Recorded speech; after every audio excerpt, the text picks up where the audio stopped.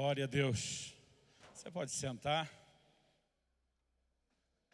Queria pedir ajuda, pessoal da mídia aí. Se vocês receberam um segundo vídeo de 1 minutinho para passá-lo. Nós temos uma ferramenta de ensino, além da literatura e das mensagens, que é uma escola online, né? Nós temos a diversidade de cursos, mas para aqueles que estão aqui, estão envolvidos com liderança, tem dois que eu recomendo mais do que os outros. Um deles se chama o caráter do líder e o outro se chama identidade e propósito. São duas coisas assim que eu acredito serem fundamentais, né? Tem um vídeo que a gente fala um pouquinho desses cursos. Se você estiver com ele no jeito, pode...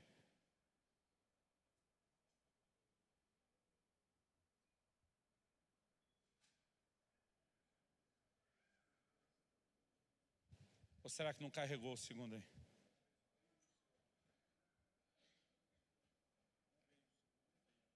Então, perdão, gente. Eu acho que... meu WhatsApp... não enviado.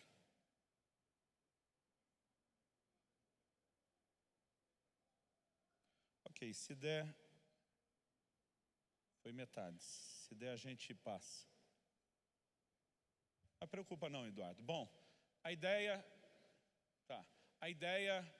é só divulgar. Se você tiver algum interesse em olhar depois, no nosso site orvalho.com, tem um link lá chamado Escola Orvalho, né? Você clica lá, você vai ser redirecionado para um ambiente.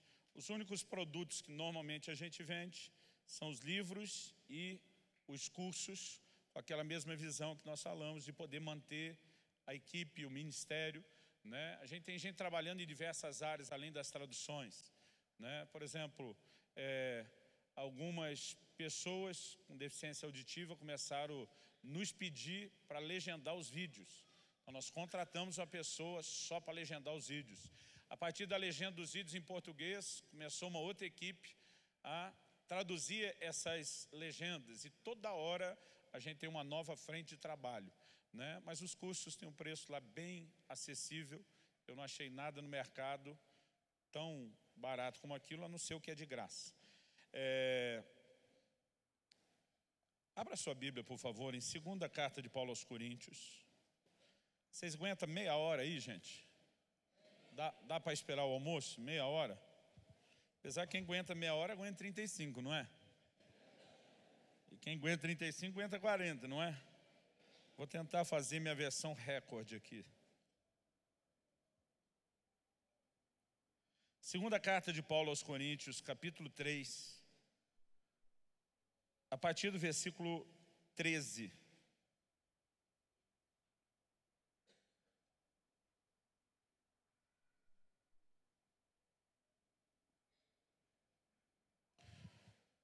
O texto sagrado diz assim: não somos como Moisés, que punha véu sobre a face, para que os filhos de Israel não atentassem na terminação do que se desvanecia. Mas os sentidos deles se embotaram. Pois até o dia de hoje, quando fazem a leitura da antiga aliança, o mesmo véu permanece, não lhe sendo revelado que em Cristo é removido. Mas até hoje, quando é lido Moisés, o véu está posto sobre o coração deles. Quando, porém, algum deles se converte ao Senhor, o véu lhe é retirado.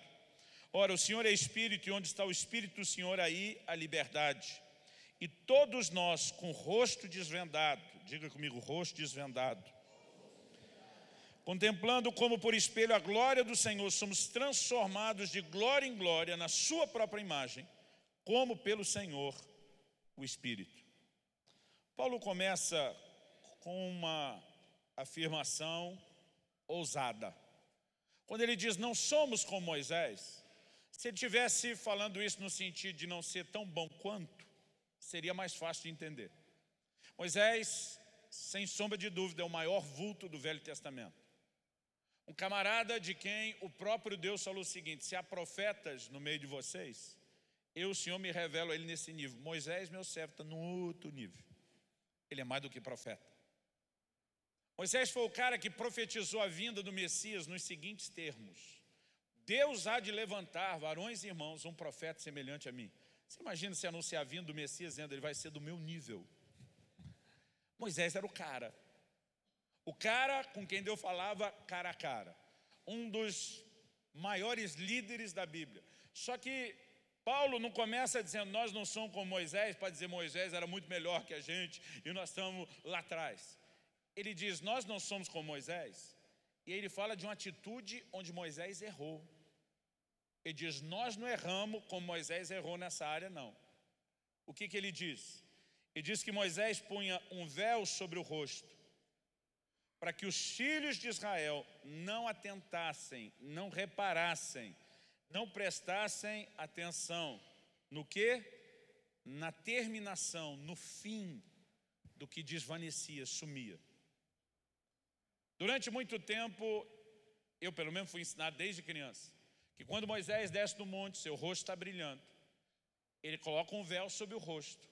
E o que eu aprendi na escola bíblica dominical quando criança, é porque as pessoas se assustaram com o brilho da face dele, então ele cobriu o rosto, para que as pessoas não ficassem tão assustadas com a manifestação da glória. Paulo está dizendo que a razão ou a motivação de Moisés cobrir o rosto não foi essa, não. Ele diz que ele não queria que os filhos de Israel vissem que a glória estava sumindo. Eu quero te mostrar isso lá no livro de Êxodo, no capítulo 34. Depois, deixa marcado esse texto, nós vamos voltar aqui. Êxodo, capítulo 34. A Bíblia diz no verso 28 que ele esteve 40 dias e 40 noites diante do Senhor. Recebeu os 10 mandamentos. E o verso 29 diz, quando desceu Moisés do monte Sinai, tendo nas mãos as 2 tábuas do testemunho, sim, quando desceu do monte, não sabia Moisés que a pele do seu rosto resplandecia, depois de haver Deus falado com ele. Olhando Arão e todos os filhos de Israel, eis que resplandecia a pele do seu rosto, e temeram chegar-se a ele. Até aqui a versão está batendo. O rosto brilhou e o povo assustou. Mas vamos continuar. Então Moisés o chamou. Arão e todos os príncipes da congregação tornaram a ele. Moisés lhes falou. Depois vieram também todos os filhos de Israel, aos quais ordenou ele tudo que o Senhor lhe falara no monte Sinai. Até agora Moisés está falando com todo mundo e não tem véu na história. Quando que o véu surge? Verso 33, tendo Moisés acabado de falar com eles, pôs um véu sobre o rosto. Então ele não põe o véu porque eles estão assustados. Eles assustaram? Sim. Ele acalma, fala, e só depois de falar, só depois de todo mundo ter dado uma boa olhada no rosto brilhante de Moisés, é que ele decide colocar o véu. Agora vamos continuar lendo. Verso 34, porém vindo Moisés perante o Senhor para falar, removia o véu até sair. Saindo, dizia aos filhos de Israel tudo o que lhe tinha sido ordenado. Assim, pois, vinham os filhos de Israel, o rosto de Moisés, viam que a pele do seu rosto resplandecia. Porém, Moisés cobria de novo o rosto com o véu até entrar a falar com ele. O rosto de Moisés não brilhou uma vez só. A partir daquele dia, cada vez que ele se expunha a esse ambiente de glória, o seu rosto brilhava. É como se ele desse um refil, uma recarga de glória. E cada vez que ele dava o refil da glória, ele vinha de rosto aberto para todo mundo ver. E só depois que todo mundo viu, entre idas e vindas à presença de Deus, ele colocava o véu. Aqui em Êxodo 34 não está tão claro como na explicação de Paulo, que está falando pelo Espírito de Deus. Mas Paulo está dizendo, Moisés cobria o rosto porque ele não queria que os filhos de Israel percebessem que aquela glória estava apagando. Até que ele fosse dar o refil, ela começava a diminuir. E a Bíblia está dizendo que o que Moisés fez foi um ato de dissimulação. Eu acho mais bonito falar de simulação, mas é fingimento. E o que Moisés fez, na verdade, não é exclusividade dele. É uma característica marcante na vida de líderes. A dificuldade de serem vistos pelas pessoas, depois de aparecer em público brilhando, com um rosto que brilha menos do que aquela primeira vez que impressionou os outros. Eu quero rápido, eu prometo não me estender, conversar pensando principalmente na liderança aqui presente. Não importa o nível de liderança que você tem, se você é um líder de célula, se você é um pastor, se você é um futuro líder que ainda nem sabe que vai ser líder, né? Mas isso não se limita ao que eu vou falar, liderança. Qualquer crente precisa entender esse princípio, mas eu acredito que isso é uma proteção importante para nós. Eu olho o que aconteceu com Moisés, e eu vou repetir. Quando o apóstolo Paulo está dizendo, nós não somos como ele está dizendo, a gente não está vacilando nessa área como ele vacilou, não. Aqui é um cuidado especial para não repetir esse erro de Moisés. É basicamente isso que ele está falando. Então nós já respondemos a pergunta, por que Moisés cobriu o rosto? Porque não queria que as pessoas percebessem que a glória estava diminuindo. Irmão, você ser usado por Deus é uma bênção. Se você fluir debaixo da unção, da graça, dos dons, então nem se fala. Agora o problema é que nem sempre a gente, na hora de ministrar as pessoas, está com o mesmo brilho. E o problema é que às vezes a gente tem dificuldade de admitir que a gente não brilha na mesma intensidade o tempo todo. E às vezes a gente é inclinado a manter a aparência de que está brilhando quando não está do mesmo jeito. Então Moisés punha o véu e o povo não conseguia ver o rosto, mas imaginava estar tão aceso quanto antes, porque cada vez que ele tira está aceso igual, mas ele só tirava depois do refil e da recarga de glória. Eu lembro que quando eu comecei a entender isso pela primeira vez, aliás foi em novembro de 1997, estamos falando de quase 21 anos atrás. Eu vi um pregador de Singapura, Lawrence Kong, tocar no assunto. Até então nunca tinha visto ninguém falar sobre isso. Isso me chamou tanto a atenção que eu comecei a tentar observar um pouco melhor o assunto. E eu descobri que dissimulação, tentar manter a aparência de que a coisa está bem quando não está, é coisa antiga demais. Quando Adão e Eva pecaram, e eles percebem que o Senhor está vindo, qual foi a reação? Vamos esconder. Perceberam uma nudez que eles não percebiam. Vamos dar um jeito de cobrir esse negócio da nossa forma e da nossa maneira. E ao longo da Bíblia você vai descobrindo líderes que agiram da mesma forma. Quando Davi peca com Batseba, ele cometeu um pecado até então, que era o adultério. Mas no desespero de que a notícia vaze, quando Batseba diz, engravidei, e meu marido está um tempão fora de casa, vai descobrir que não é dele. Davi manda trazer Urias do campo de batalha. Arruma desculpa ele entrar em casa. Urias num estranho código de ética com seus amigos. Diz, está todo mundo longe de casa, sem tocar na mulher, não posso fazer isso. Davi embebeda o cara para ver se os escrúpulos mudam e não consegue. E aí, como não tem jeito de tapear Urias, agora Davi vai para o próximo passo. De adultério ele vai ao homicídio. Tudo para que as pessoas não descubram seus erros e fraquezas. E estamos falando do homem segundo o coração de Deus. No Novo Testamento, em Gálatas, no capítulo 2, Paulo fala de uma atitude de Pedro. Pedro chega em Antioquia e Pedro, de toda a turma da circuncisão, era o mais mente aberta. Porque foi ele que teve a revelação, quando Deus o leva a pregar o evangelho aos gentios pela primeira vez, na casa de Cornélio.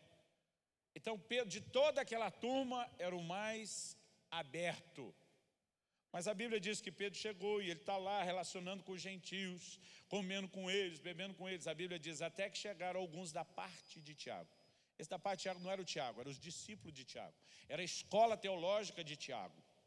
E Tiago era jugo duro, irmão. Eu brinco com as pessoas, você quer ser exortado, vai ler a epístola de Tiago. Tiago, falando na linguagem do mundo da luta, ele dá cotovelada, ele dá joelhada, ele bate com força. E quando aquela turma chega, Pedro olha e eu imagino ele pensando, deu ruim. Porque agora ele está administrando um nível de liberdade que não cabe para a turma de Tiago. E Paulo escrevendo aos Gálatas, abre lá comigo, Gálatas capítulo 2. Ele mostra o que não só Pedro fez, mas ele chega ao ponto de dizer até o próprio Barnabé. Esse até o próprio Barnabé é quase que um desabafo, até tu, Brutus. Gálatas 2:11. Quando, porém, Cefas veio a Antioquia, resisti-lhe na cara, face a face, porque se tornara repreensível, merecia uma bronca.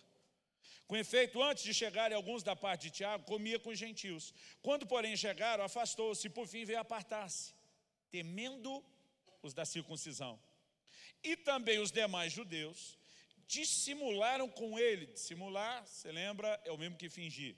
Dissimularam com ele, a ponto de o próprio Barnabé ter se deixado levar pela dissimulação deles. O que é o próprio Barnabé? Irmão, Barnabé era o pastor da igreja. Quando você lê no livro de Atos, que o evangelho chegou aos gentios, a igreja de Jerusalém manda Barnabé para Antioquia. Ele convivia com esse povo, comia com eles. Se tinha alguém que não precisava entrar no jogo de Pedro, era o Barnabé.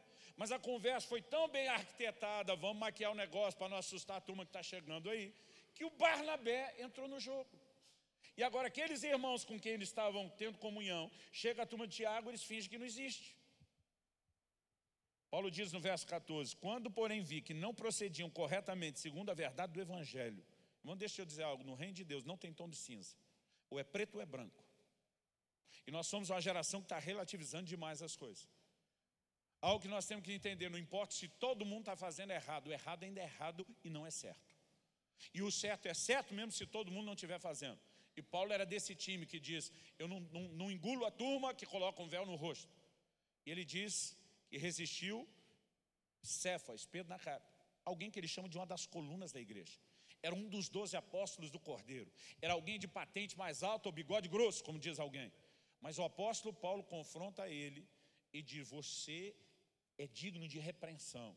Se você, sendo judeu, não vive como judeu e sim como gentil, por que é que agora você quer obrigar os gentios a viver como judeu? E aí foi briga de cachorro grande. Mas por que Paulo se posiciona dessa forma? Porque ele fica indignado e diz, o que vocês não estão percebendo é que vocês estão botando um véu de dissimulação. Eu gosto muito de ler biografias, principalmente das pessoas que romperam, né, e tiveram sucesso, êxito naquilo que fazem, porque a gente aprende muitas lições. E nessa época que as biografias são tão valorizadas, a gente quer entender a forma de pensar de alguns. Irmão, se tivesse uma biografia ainda mais detalhada do que tudo aquilo que nós já temos na Bíblia de Paulo, eu com certeza leria. Se eu tivesse vivido nos dias de Paulo e pudesse, existe espiritualmente isso, cobiçar ser discipulado por alguém, eu queria ter sido discipulado por Paulo. E muitas vezes eu ficava pensando, o que é que Paulo viu no Timóteo? Porque, irmão, pensa num menino que dava trabalho.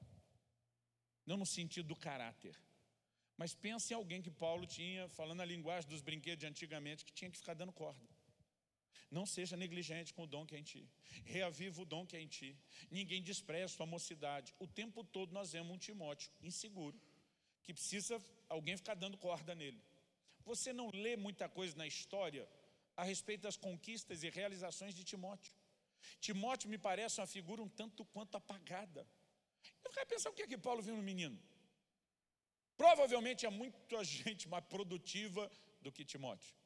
Mas por duas vezes, quando Paulo elogia Timóteo, em 1 Timóteo 1,5 e 2 Timóteo 1,5 também, tanto na primeira como na segunda epístola, é o capítulo 1, verso 5. Ele fala de uma fé não fingida. Sabe o que Paulo está dizendo para mim? A sinceridade do Timóteo, que consegue admitir que está inseguro diante do povo, vale mais para mim daquele que bota a cara de que é seguro e não admite com o que está lidando. Ele valorizava demais a autenticidade, não apenas por uma questão de temperamento ou de cultura, mas por entender que isso é um valor importante, um valor necessário e negociável. Paulo não era o camarada que tentava impressionar os outros, fazendo com que eles pensassem dele mais do que o que ele realmente era. E a gente tem documento bíblico suficiente para entender o quão verdadeiro é isso. É lógico que eu não quero fazer um estudo exaustivo agora do assunto, mas dá uma olhadinha comigo. Em 2 de Paulo aos Coríntios, no capítulo 12, segunda carta de Paulo aos Coríntios, no capítulo 12, e no versículo 6, ele diz, se eu vier a gloriar-me, não serei nécio, porque direi a verdade, mas abstenho-me, para que ninguém se preocupe, traduziu a versão atualizada. A NVI diz, para que ninguém pense a meu respeito, mais do que em mim vê ou de mim ouve. A palavra aqui traduzida, né, pense ou preocupe, no original grego, logizomais, significa contar, recontar, computar, calcular, levar em conta. Ele está dizendo, eu não quero que as pessoas me avaliem por fora. Eu não quero que ninguém pense de mim mais do que o que ele pode ver na minha vida ou do que ele pode ouvir de mim de forma autêntica. Em outras palavras, Paulo está dizendo, eu me abstenho de dar umas carteiradas valorizando experiência, porque senão eles podem achar que eu sou mais espiritual do que eu sou. Irmão, quem está falando isso? O cara que acabou de dizer que foi arrebatado até o terceiro céu, que ouviu coisas inefáveis. Você não encontra a gente tendo esse tipo de experiência toda hora. Eu tenho um pastor na minha equipe, bem mais velho do que eu. Aliás, quando eu tinha lá meus 19 anos de idade, ele me mentoreava, né? Hoje ele se sujeita a trabalhar debaixo da minha liderança. Pensa num cara que vive o sobrenatural. Eu tinha 3 anos de idade só. Esse cara passou 7 dias arrebatado no céu. Você não tem noção do nível de experiência que ele tem. Eu sempre vivo tentando arrancar alguma coisa dessa experiência, mas ele fala pouco sobre ela. Paulo diz, eu ouvi coisas as quais não é lícito ao homem referir, né? Um dia eu estava indignado, lá no início, quando era garotão, uns 20 anos de idade. Falei para ele, meu irmão, não entendo desse seu silêncio. Falei, se fosse eu que tivesse passado 7 dias no céu, já tinha escrito um livro. Ele falou, é por isso que você nunca foi. Basicamente está dizendo o quê? Deus não confia esse tipo de coisa fofoqueiro e exibido que nem você. É o tipo de coisa que só os maduros entendem. E Paulo está dizendo a mesma coisa. Eu dizia, cara, se você contasse isso pregando, as pessoas iam te respeitar como homem de Deus muito mais. Ele falou, elas têm a palavra de Deus para se mover e é só isso que eu vou pregar. Eu posso contar uma ou outra experiência a título de ilustração, mas nunca para dar peso em algo que não precisa de mais peso que já tem, que é a verdade da palavra de Deus. Paulo era desse time, do time que teria me dito a mesma coisa, é por isso que você nunca foi. Porque ele não valorizava essa questão da aparência. Agora, a questão é por quê? Eu e você precisamos entender quais são as consequências de cobrir o rosto. Paulo não está defendendo só a ética, é muito mais do que isso. Porque há desdobramentos por trás desse tipo de atitude que eu e você, agora falando principalmente aos líderes, e quando eu falo líder não precisa nem ser de igreja, né? Pai, mãe que lideram os filhos, nós temos uma inclinação a não querer que enxerguem em nós vulnerabilidade. E para que não enxerguem, a nossa arma não é ser perfeito, porque a gente não consegue isso ainda tão depressa. Então muitas vezes é maquiar. Agora, qual o problema? Voltando no texto, o apóstolo diz o seguinte, olha comigo, 2 Coríntios, capítulo 3, nosso texto inicial.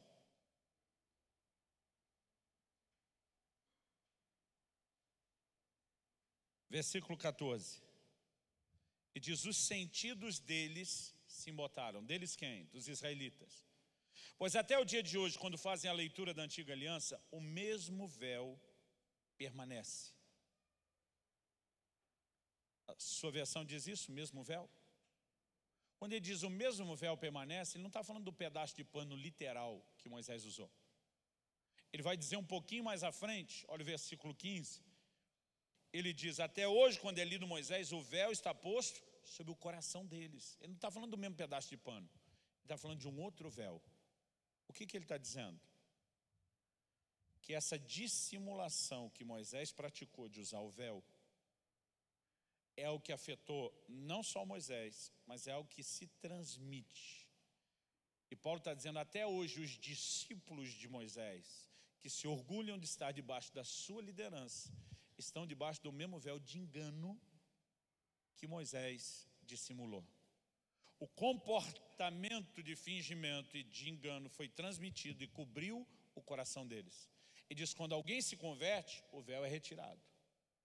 Aí ele diz, e aí com o rosto desvendado, sem nenhum tipo de véu, nem na cara e nem no coração, é que nós somos transformados. Então vamos falar de 2 desdobramentos ou consequências de se usar o véu. Em primeiro lugar, o uso do véu impede a gente de ser transformado. Porque se Paulo diz no versículo 18 que para ser transformado de glória em glória progressivamente, a gente tem que tirar o véu, usar o véu estanca a transformação. Só isso já tinha que ser motivo suficiente para eu e você dizer, é ruim que eu vou aceitar usar o véu. Agora vamos entender isso, porque estanca a transformação. Eu de vez em quando eu fico maquinando, questionando algumas coisas. Eu digo, Deus, a maioria dos crentes, quando converte, ele vive um processo de transformação acelerada. O pecado que vai largando, o comportamento que vai mudando. É um negócio assim, chega a ser assustador a mudança que a gente vê nas pessoas. Mas você já reparou que quanto mais tempo a pessoa vai tendo de igreja, menos o gráfico de transformação fica intenso? E não é porque já está tudo transformado, que a gente sabe que ainda não está. E por que essa intensidade de transformação para se nós não chegamos no alvo? Eu vou te sugerir pensar em algo, e o que eu vou falar agora é estatística, mas combina com a doutrina que eu vou trazer. O novo convertido é alguém que não está nem aí o que os outros acham dele. Você faz um apelo, ele é o primeiro a correr na frente, ele chora, ele grita, eu quero mudar, eu me arrependo. Ele não está nem aí. Mas depois de um tempo relacionando com os irmãos, ele começa a perceber que os olhares mudam demais diante de determinadas confissões, diante de determinadas posições. Ele começa a parar de se expor. Ele começa a entrar no comportamento da turma, vão manter uma certa média. Quem nunca pensou em ir na frente do apelo, mas ficou com vergonha, dizendo o que vão pensar de mim? O dia que eu ouvi um cara pregando sobre esse assunto, eu estou dando outra cara aqui, mas quero dar o crédito, que foi o Lawrence Kong. Esse camarada, irmão, fez um apelo no final para os líderes. Ele contou coisas da vida dele e aí fez um apelo. Irmão, pensa no apelo, não é que era genérico, ele foi muito específico sobre muita coisa, mas pensa num balaio que botava tudo junto. Ele começa desde o camarada que estava enfiado na pornografia, problema de homossexualismo, até falar de alguém que teve uma raivazinha do irmão. Aí diz, quem está com qualquer situação dessa, vem à frente. Eu pensei, se eu for por causa da raiva, vão achar que eu fui por causa do quê? Gente, eu não conseguia sair do lugar. Parece que meus pés estavam enraizados, parafusados no chão. Eu queria. E aí você começa a perceber as estruturas de orgulho que existem entre a gente. Agora, o problema é que quando a gente já não quer mais se expor, porque a gente está à semelhança de Moisés, da turma do véu, preocupado com o que vão achar, nós começamos a estancar um processo de transformação. Então deixa eu falar do processo de transformação. Na visão de Isaías, no capítulo 6. Isaías, quando entende a santidade de Deus, ele tem a revelação do seu pecado, é um contraste. Aí ele diz, ai de mim, que sou um homem de lábios impuros, habito no meio de um povo de impuros lábios. A Bíblia diz que um anjo foi, pegou uma brasa e tocou ele onde? Nos lábios. Um dia alguém perguntou para mim, pastor, qual o mistério do toque na boca? Eu falei, não tem mistério. É a oração que ele fez, ele admitiu que o problema era na boca. Deus disse, é aí que você admitiu, é aí que eu posso tocar. Porque Deus só pode trabalhar aquela área da nossa vida que a gente permite. Um dia eu estava falando com meus filhos, falei, se ele disser, sou, num culto nosso em casa, se ele disser, sou um homem de olhos impuros, talvez fosse 2 brasas nos 2 olhos. Ou como diz no interior de São Paulo, onde me criei aqui, nos olhos. Eu lembro que um dos meus filhos falou, pai, tem uns que estão precisando de um banho de brasa, que o negócio está feio. Mas a verdade é que Deus só pode tocar aquela área que a gente se expõe. Você lembra de Marcos 2? Jesus diz o seguinte, os sãos não precisam de médico, e sim os doentes. Vamos por partes. Quem é o médico? Jesus está falando dele como Salvador. Quem são os doentes? Os pecadores. Agora, considerando que o doente é o pecador, que o médico é Jesus, que salva, existe gente sã de verdade? Não. O que a Bíblia diz, não há nenhum justo, nenhum sequer. Não existe gente sã. Quando Jesus diz que o são não precisa do médico, ele não está falando que é são de verdade. O que acha que é são, porque não reconhece sua necessidade, ele nem precisa do médico e nem o médico pode fazer nada por ele. É por isso que tudo começa na relação com Deus, com arrependimento. Nós temos pregado uma salvação só por fé, e ela é antibíblica. Qual foi a mensagem de Jesus em Marcos 1, 15, 16? Arrependei-vos e arrependimento. Jesus mandou que se pregasse o arrependimento e a fé. Hebreus 6, rudimentos da doutrina de Cristo. Primeiro fala do arrependimento e obras mortas. Só em segundo lugar fala da fé em Deus. Mas nós somos parte de uma geração que quer levar as pessoas a crer em Jesus sem arrepender. E o evangelho já começa sendo apresentado de forma errada. E os que ainda pregam arrependimento às vezes só para o não crente e pouco para o crente. Olha as cartas do Apocalipse dirigidas a igrejas. O tempo todo a mensagem é arrepende, arrepende, arrepende. Por quê? Se você não reconhecemos algo, Deus não pode continuar trabalhando naquilo. Então a primeira consequência desse véu de dissimulação que a gente tende a usar é que ele estanca a transformação. E só isso já seria motivo suficiente para a gente dizer, eu não quero brincar com esse negócio não. Mas o segundo é que tanto o comportamento de transparência como o comportamento de dissimulação, ele se transmite geracionalmente. Quando Paulo elogia em 2 Timóteo 1,5 a fé de Timóteo, ele fala de uma fé não fingida, ele diz, a qual habitou primeiramente em tua avó Lloyd, em tua mãe Eunice. E diz: antes de você e da sua geração. A minha conta já deu 27 minutos. O tempo passa muito rápido aqui em Sorocaba, gente. Vocês têm que me ouvir mais depressa. Ele está dizendo que a fé sincera, sem fingimento de Timóteo, não começou com ele. Veio da mãe, que recebeu isso da avó.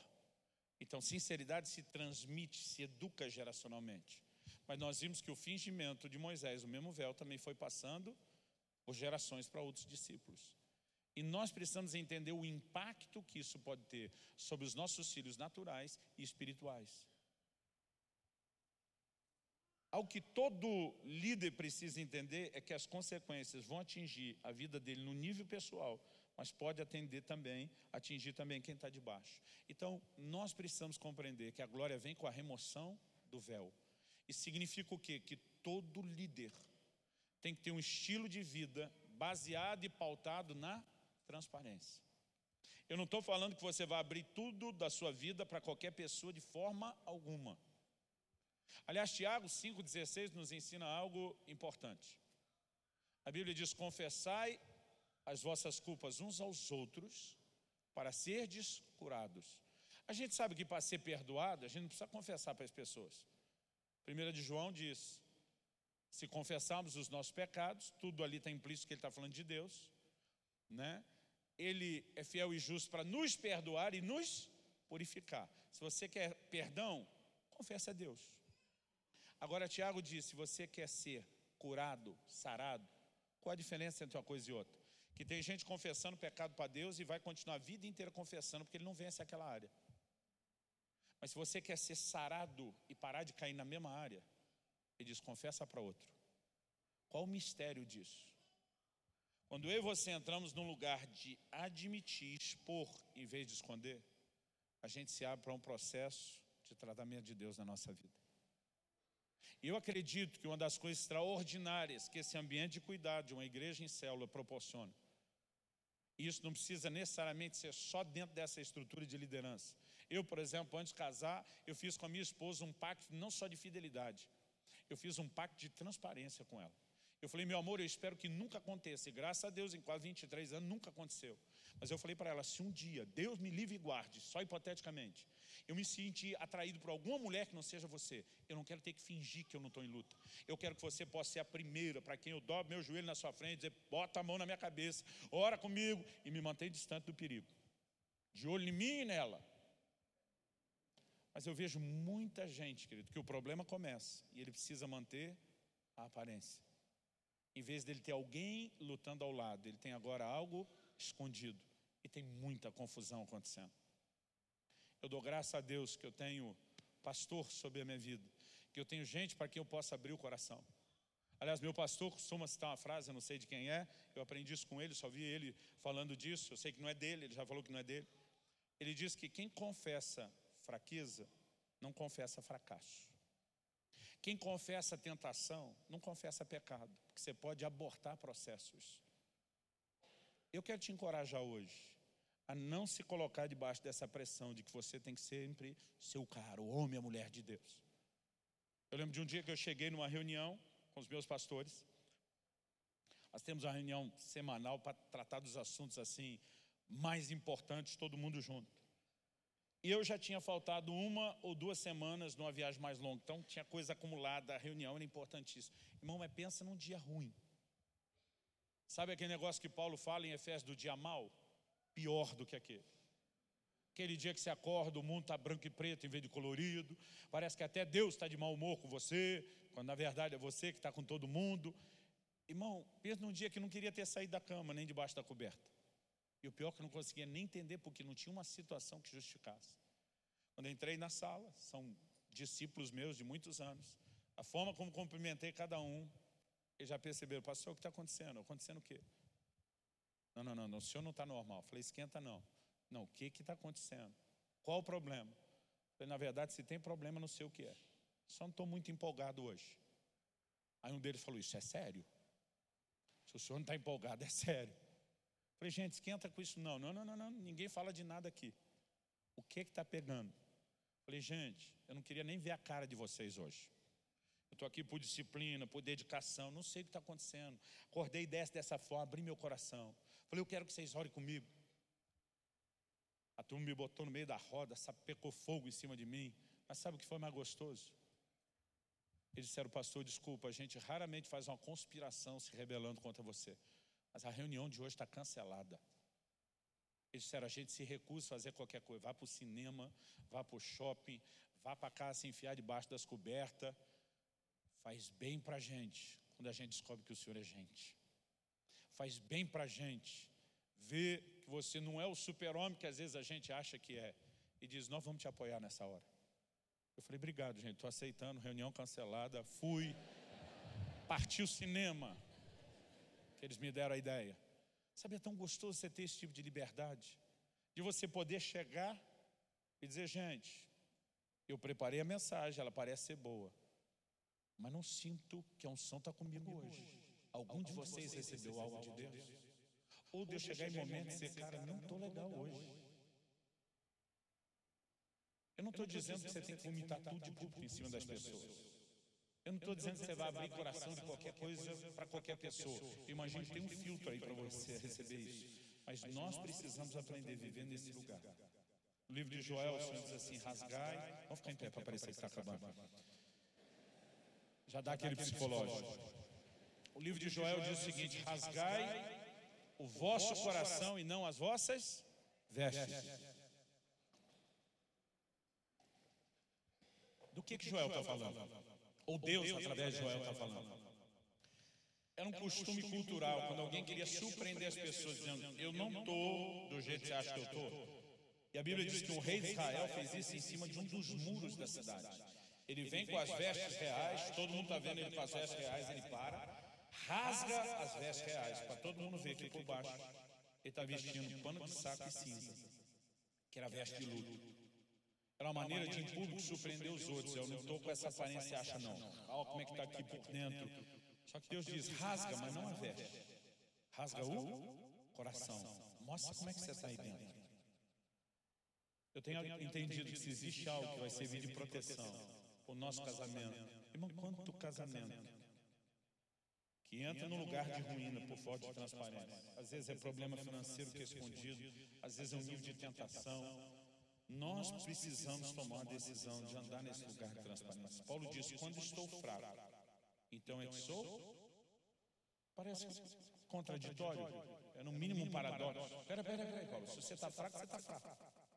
Se você está forte, não, quando eu estou fraco e admito fraqueza, essa é a hora que a graça pode turbinar aquela área de fraqueza e a força de Deus entra. Agora, se eu não admito fraqueza, nunca. Eu também nunca vou ser turbinado pela força dele. Você consegue entender? Eu quero terminar citando uma frase de Thomas Watson. Ele diz, é bom desmascarar nossos pecados para que eles não nos desmascarem. Eu sei que essa expressão pode parecer que estão falando de algo pesado demais. Mas a gente tem essa mania de achar que pecado é só coisa grave, exageradamente grave. Eu tenho aprendido a andar em transparência. Às vezes reúno minha equipe e digo, gente, deixa eu falar uma coisa para vocês. Nunca gostei do pastor fulano de tal, nunca fui com a cara dele, tive muito preconceito com ele. Gente, Deus me corrigiu, me permitiu conhecer. Eu estou tão envergonhado, já falei para ele, já pedi perdão para ele. Mas quero que vocês saibam que eu tenho um lado que não presta, que às vezes eu julgo os outros. Aí normalmente ele diz, pois é, a gente também não gostava dele, mas deve ser culpa sua que discipulou a gente. Irmão, pensa em algo libertador. Eu quero te encorajar, vamos tirar o véu do rosto. Não vamos se obrigar a manter nesse lugar de que tem que toda hora impressionar os outros. Vamos se manter nesse lugar onde a gente reconhece nossa limitação. Um pastor um dia falou, cara, você se expõe demais. Você fala muito dos seus erros. Você vai perder sua autoridade diante do povo. Falei, bobo é você de achar que porque você não conta seus problemas, seu povo acha que você não tem. A diferença entre eu e você é que eles sabem que nós somos farinha do mesmo saco. Eu conto para eles. Eles ficam pensando, por que você nunca fala de problema nenhum? O tempo só tem me mostrado uma coisa, querido, depois de quase 25 anos pastoreando. Eu nunca me vi perder a autoridade com ninguém. E eu não me vi só ganhar empatia de quem é parecido comigo. Eu tenho podido ensinar um bom exemplo. E por causa disso, nos últimos 20 anos, eu tenho procurado fazer coro com Paulo. Nós não somos como Moisés. Eu não vou aceitar errar nesse negócio. Eu não vou aceitar ter que produzir ou impressionar, produzir um teatro ou um espetáculo. Então eu quero te encorajar a tomar uma decisão diante de Deus, ou seja, já tomou, alimentá-la e fortalecê-la, de poder se unir com o apóstolo Paulo nesse coro e dizer: Moisés me inspira em tudo, mas nesse negócio nós não vamos fazer o que ele fez, não. Em nome de Jesus. Amém? Fala para alguém ao seu lado, fala: rosto desvendado. Pai, nós oramos e pedimos mais uma vez graça para compreender, assimilar e colocar em prática a Tua palavra. Nós temos uma dica tão importante, uma chave tão poderosa para a transformação que nos vem sendo roubada pela nossa ignorância em relação ao impacto que permitir esse tipo de atitude nos causa. Mas nós colocamos diante do Senhor as nossas vidas. Nós queremos poder dizer, nesse particular, não somos como Moisés. Queremos tudo aquilo que de bom ele viveu, provou, transbordou da parte do Senhor, mas não queremos repetir esse tipo de conduta. Ajuda-nos, Senhor, a vivermos nesse lugar de transparência, não diante do Senhor, que é o Deus onisciente e sabe tudo, mas principalmente viver nesse lugar debaixo de cuidado, de pastoreamento, de prestação de contas em todos os níveis, que nos proteja. Nós oramos no nome do Senhor Jesus, no nome do Senhor Jesus. Não permita que ao sair desse lugar a empolgação simplesmente cesse, pelo contrário, que aquilo que o Senhor começou em nós aqui continue depois de sairmos. Que nenhum de nós te trate como uma torneira a ser fechada, um interruptor de uma lâmpada a ser desligada ao sairmos dessa conferência. Pelo contrário, mais uma vez te pedimos que aquilo que começou tenha lugar nas nossas vidas. Nós oramos em nome do Senhor Jesus. Em nome do Senhor Jesus. E para a glória de Deus. Amém. Amém. Você recebe essa palavra em nome de Jesus. Fala para o vizinho ao seu lado. Fala: sabe aquele livro que você não me deu ainda? Está lá fora esperando. Está lá fora. Gente, foi um prazer servi-los da mesa do Senhor, do pão sagrado da palavra. Deus continue a enriquecer sua vida espiritual, seu ministério, e que você voe cada vez mais alto e frutifique cada vez mais para a glória de Deus. Deus abençoe vocês.